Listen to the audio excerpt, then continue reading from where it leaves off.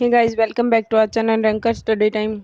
आज हम Haryana general knowledge के कुछ क्वेश्चन डिस्कस करेंगे जो कि आने वाली परीक्षाओं के लिए यूज़फुल होंगे। हमारा पहला क्वेश्चन है, फजल अली आयोग की रिपोर्ट के आधार पर राज्य पुनर्गठन 1 नवंबर 1956 को लागू हुआ।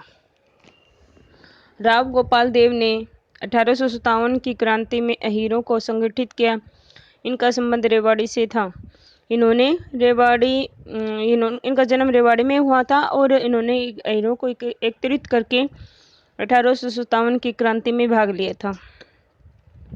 5 अक्टूबर 1942 को देवीलाल को भारत छोड़ो आंदोलन के समय गिरफ्तार किया गया। चौधरी देवीलाल का जन्म गांव तेजाखेड़ा सिरसा में 25 सितंबर 1914 को हुआ था। अर्जुन सिंह गुर्जर का जन्म सिरसा में हुआ था। भारत की स्थिति रखने के लिए लाला लाजपत राय 1914 में लंदन गए। सेठ छाजूराम पंजाब विधान परिषद के सदस्य हिसार से 1927 में रहे। चौधरी देवीलाल पंजाब विधानसभा सदस्य पहली बार 1952 में बने। सोम सरोवर तीर्थ को कपाल मोचन कहते हैं। सोम सरोवर तीर्थ का दूसरा नाम कपाल मोचन भी है। चनेटी का स्तूप शुद्ध यमुनानगर में है। श्री कृष्ण संग्रहालय कुरुक्षेत्र में 1987 को स्थापित किया गया। अब हम एक बार क्विक रिवीजन लेते हैं इनकी। फजल अली आयोग की रिपोर्ट के आधार पर राज्य पुनर्गठन आयोग कब लागू हुआ? 1 नवंबर 1956 को। राम गोपाल देव ने 1857 की क्रांति में अहीरों को संगठित किया। ये कहाँ से थे? रेवाड़ी से। 5 अक्टूबर 1942 को देवीलाल को भारत छोड़ो आंदोलन के समय क्या किया गया? गिरफ्तार। चौधरी देवीलाल का जन्म कहाँ हुआ? तेजाखेड़ा सिरसा में। कब? 25 सितंबर 1914 को।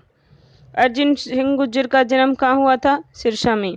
भारत की स्थिति रखने के लिए लाला लाजपत राय कब लंदन गए? 1914 में। सेठ छजूराम पंजाब विधान परिषद के सदस्य कब बने? 1927 में। कहाँ से बन रहे थे? हिसार से। चौधरी देवीलाल पंजाब विधानसभा सदस्य पहली बार 1952 में बने। कब बने थे? 1952 में।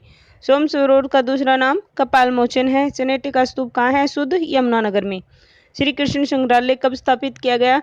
कुरुक्षेत्र में 1987 में। ये थे हमारे 11 क्वेश्चन। अब हम आगे के क्वेश्चन शुरू करते हैं जो कि हैं 12th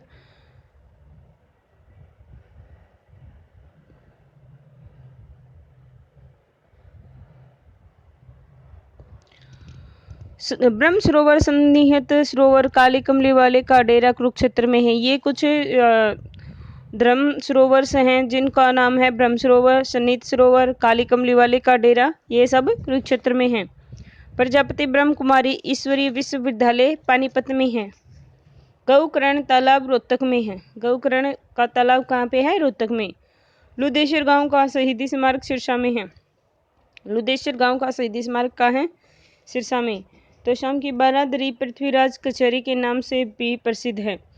जो तोशाम में बारादरी है उन्हें पृथ्वीराज की कचहरी के नाम से भी जाना जाता है। बीरबल का रंग महल या बुढ़िया के रंग महल से विख्यात भी हैं। ये कहाँ पे है? यमुनानगर में। राजा नाहर सिंह का किला बल्लभगढ़ में है। राजा नाहर सिंह के महल में कार्तिक महोत्सव मनाया जाता है। क्या मनाया जाता है? कार्तिक महोत्सव। पंडित जसराज जो कि सवर सम्राट भी के रूप में भी जाने जाते हैं, उनका जन्म हिसार में हुआ था। मोहिंदर प्रताप चंद उर्दू के कवि थे। चंद्रशेखर गुरेरा कार्टूनिस्ट हैं। और सुरेंद्र शर्मा जो कि एक हास्य कवि हैं। कहाँ से हैं? ये मूल रूप से महेंद्रगढ़ के हैं।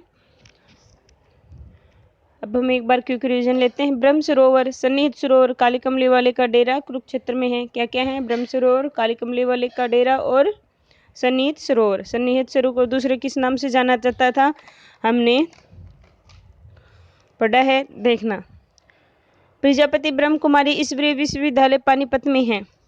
गौकर्ण तालाब रोहतक में है। लुदेश्वर गांव का शहीद स्मारक सिरसा में है।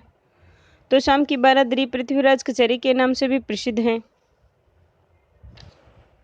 बीरबल का रंग महल या बुढ़िया का रंग महल यमुनानगर में है। राजा नाहर सिंह का किला बल्लभगढ़ में है। राजा नाहर सिंह के महल में कार्तिक महोत्सव मनाया जाता है। पंडित जसराज जो कि स्वर सम्राट के नाम से भी विख्यात हैं, उनका जन्म हिसार में हुआ था। मोहिंदर प्रताप चंद उर्दू के कवि हैं, अभी ये जिंदा हैं। चंद्रशेखर गुरेरा कार्टूनिस्ट हैं। सुरेंद्र शर्मा जो कि एक हास्य कवि हैं, मूल रूप से महेंद्रगढ़ से संबंध रखते हैं। अब हमारे लास्ट वाले क्वेश्चन हैं। देवीलाल भारत छोड़ो आंदोलन के समय 1942 में जेल में रहे थे। चौधरी छोटूराम तथा लाला मुरलीधरन को अंग्रेजों ने राय बहादुर का पद दिया था। चौधरी छोटूराम है और जो लाला जो हमारे मुरलीधरन हैं, उनको अंग्रेजों ने राय बहादुर का पद दिया था। हरियाणा का जो सर्वोच्च खेल पुरस्कार है उसे भीम अवार्ड कहते हैं। उसकी राशि 5 लाख है, जो कि प्रति वर्ष 5 ही खिलाड़ियों को दिया जाता है। मात्र 5 खिलाड़ियों को ये अवार्ड दिया जाता है प्रति वर्ष, और राशि है 5 लाख। डफ नृत्य को गणतंत्र दिवस पर 1969 में प्रदर्शित किया गया। गणतंत्र दिवस का जो हमारा कार्यक्रम था 1969 में, डफ नृत्य को उस समय प्रदर्शित किया गया था। घोघा नृत्य में भगत स्वयं को जंजीरों से पीटता है। ये लोहे की जो जंजीरें होते हैं उससे जो भी भगत होता है या जो भी हमारे भगवान को मानते हैं, वो अपने आप को जंजीरों से पीटता है। कल्याण खां का जन्म गुड़ियाणी रेवाड़ी में हुआ था। जोराबाई जो कि एक गजल गायिका हैं, उनका संबंध अंबाला से था। वो अंबाला से बिलोंग करती थी। और कौन करता है अंबाला से बिलोंग? परिणीति चोपड़ा और प्रियंका चोपड़ा और जूही चावला, ये जो हमारी एक्ट्रेस हैं वो भी। अब हम एक बार क्विक रिवीजन लेते हैं। देवीलाल भारत छोड़ो आंदोलन हुआ था, उसके समय उसमें पार्टिसिपेट करने के कारण 1942 में उसमें उनको अंग्रेजों ने जेल में डाल दिया था। चौधरी छोटूराम और लाला मुरलीधरन को अंग्रेजों ने राय बहादुर का पद दिया था। हरियाणा का सर्वोच्च खेल पुरस्कार, जिसे कि भीम अवार्ड पुरस्कार के नाम से जाना जाता है, इसे प्रतिवर्ष 5 खिलाड़ियों को ही दिया जाता है। इसकी राशि है 5 lakh. Thank you guys. Please like and subscribe my channel. Also comment and share my video. And thank you.